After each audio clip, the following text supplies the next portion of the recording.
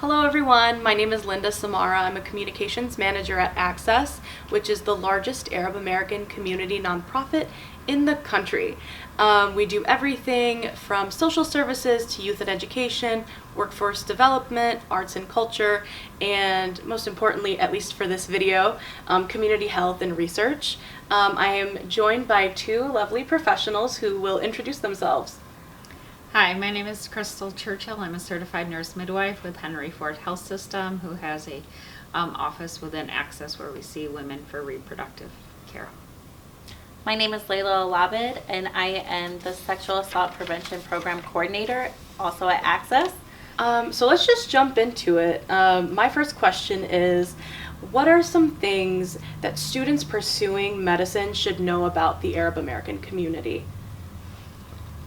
Don't make assumptions about patients based on their religion or their cultural preferences. Mm-hmm. And I also think what you think that you may know about Arab Americans or Muslim Americans, you can't generalize. Mm-hmm. And the community is not a monolith.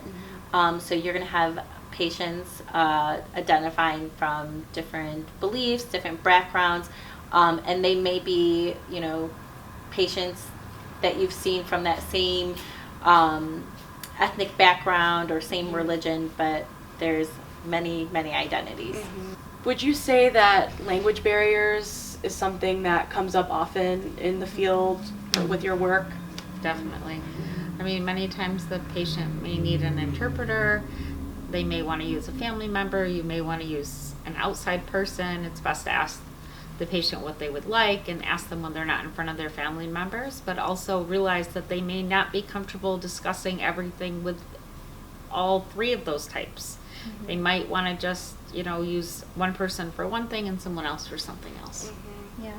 So I think being intentional in your practice in your field and ensuring that if you are seeing a large population of Arab Americans, that you have a Arabic-speaking interpreter on staff, if necessary. What about some other healthcare accommodations that you find? Oftentimes, females will prefer to have a female provider examine them. They may also prefer, depending on the topic, have a female person there asking the questions. Mm-hmm. And I also think it's important that you and your staff are informed about specific religious practices, just so you know when going into a patient that might be something that you have to make accommodations for. Mm-hmm. Yeah, definitely. And I know we said, at least previously, like, Arab Americans are not a monolith, so when we say religious practices, we don't just mean anything that abides by like a Muslim faith or any other thing. So a lot of the times people confuse Muslim and Arab as like the same interchangeable word, and that's not the case. But a lot of Arabs are Muslim and a lot of Arabs are not Muslim. But when we talk about religious practices, sometimes you may have an Arab Muslim who will need to pray 5 times a day. So knowing that and being informed, I think, is such a great point, Layla. Yeah. What about in terms of, because I know, Cristal, you mentioned women wanting other women in the room. Can you kind of elaborate on that yourself and Layla as to why women would be more comfortable with that, maybe? I think a lot of times women just feel like other women understand their bodies better, so sometimes they're more comfortable with having a woman do the exam, but they may also want to have a family member there in the room with them, but like behind a curtain or something while you're doing the exam. And many times, like, that's just different to other people who aren't used to something like that, but if if that's what your patient needs to be comfortable, then that's what they need. And also, on a very basic way that patients may not want a male in the room or a male provider, it could just be because of religious beliefs, and that might be something that's prohibited in their beliefs. Yeah. And I think something as simple as just announcing that you're entering a room could really do so much and create such a safe space for a patient, because sometimes, like you said, women will be more comfortable with other women and they don't know who's walking in to the space. So like announcing yourself will give them that reassurance, let them collect themselves if they need to, whatever it may be. And if it is a male provider, kind of respectfully entering the room, especially if your patient does wear religious head covers and things like that. So that would be helpful. Definitely. What are some common topics you find yourself discussing with your Arab American patients?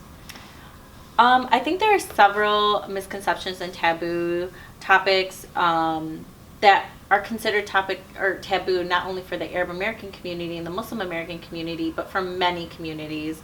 And some of those topics that are brought up often, you may not have to assume that just because your patient is part of that community that they think it's a taboo topic. And some of those topics are virginity, gender, and family planning. And Cristal, if you want to go into that a little bit more.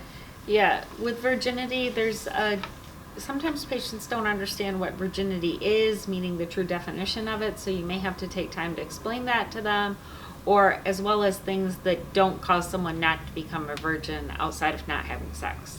So sometimes taking time to explain that. And then when we're talking about gender, we're referring to gender of the unborn baby. So many times it's that, people always want a certain gender, and we try many times to just reassure them that really the health of the baby is the most important thing, and that gender is just an added bonus. Yeah, and I think that's a cultural phenomenon everywhere Yeah, that definitely. really impacts every community. I mean, I think anytime I scroll on Instagram, it's always like a gender reveal party. So I think that's something we can all take away, is just really focusing on the health of the baby versus gender. And I think talking about family planning and, contraceptive use, and I know we had talked about this before about like patients that have children back to back, and discussing the potential threats for the patient and how it could pose a threat to the mom. So I think that's important to talk about. But also, if you do talk to your patient about, family planning, and they do already have many children, making sure that they don't feel judged, because you always want your patient to feel comfortable in coming to see their provider. Yeah, and even with that is emphasizing the importance of self-care. A lot of times, I think us women are very strong and want to endure a lot, but it's important to emphasize to mothers who are having, children back to back maybe, that taking the time to rest, to drink water, to do, whatever else a medical professional, not me, would recommend is super important. Yeah. Definitely. Yeah. So what are some common misconceptions about prevention measures in the Arab American culture? I think that first and forehand, we need to talk about why some members of the Arab American community may be apprehensive to receive preventative health services. And I think it's just a lot of it to do with lack of knowledge in those areas. But definitely you see some members of the community that face additional barriers and stigma due to some identifying factors like Arab and Muslims who are part of the LGBTQI community.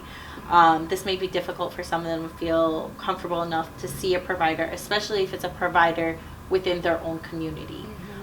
So being aware of that and highlighting the importance of establishing confidentiality with the most vulnerable members of the community and among your patients. Yeah, definitely. I mean, Arab Americans are already, and Muslim Americans, we're among the most marginalized folks in, the nation, and it's important when we do get into those intersections of identity, just how that marginalization really works and operates. It's so important for us to be sensitive and create that trust, like you're saying, Layla. So I guess that brings us into trust. Is there anything else that we could do to establish, a space of trust or a safe space for our patients? I think as future providers, we want to encourage you to get involved in your community. reach out to your cultural spaces and do your presentations to educate the community about reproductive health, to dispel some of that stigma. So knowing that your work doesn't end when you walk out of an exam room. And I think some of those things, like one of the biggest things that I've talked with you, Cristal, about is like the pap smears. And how, that's just There's a big misconception around a pap smear. Yeah. I mean, going to the emergency room and having a pelvic exam does not mean that you've had a pap smear. And explaining to patients what a pap smear is and what exactly it involves, because a lot of people just don't understand it. Yeah. And it's way easier to reinforce the importance of preventative health care measures such as pap smears, HPV shot, contraception, mammograms, all the benefits that we can get from these, and why it's important. Yeah. Yeah. And I think one of the, even for me, what I just recently found out is that you don't have to be sexually active to get a pap smear, Right. done. Yeah. So, and you know, I've been doing this work for a long time, and this is something recently I found out. So I know our community is not educated on when is the time to get a pap smear. Yeah. And I think for everyone, pap smears are really intimidating. I too, Layla, did not know that you didn't have to be sexually active to get a pap smear. So when my doctor recommended one, it's like, you're at this age now. And I'm like, why? But it is so important because it helps you with that preventative healthcare piece. So establishing that trust and letting them know, like, it's all good. Yeah. It's just a pap smear. And the Right. same thing with talking about birth control Yep. is that sometimes doctors don't prescribe birth control just as a preventative measure for pregnancy, and that can be, not having that knowledge can be really hurtful for our community. Yep. Where, you know, sometimes you know, for whatever reason, a young adult female won't want to be on birth control, or her family doesn't want her to be on birth control, because they don't understand that it can be prescribed for other things. Other things like polycystic ovarian syndrome, which is something that I personally suffer with. Acne. Or suffer from. Acne, yeah. Irregular periods. Yep. Things like that. So that's a big one, I think. Or that birth control will, if you've been on birth control for a certain number of years, it will affect your fertility. Yeah. I'm sure you've heard that one a lot. Yep.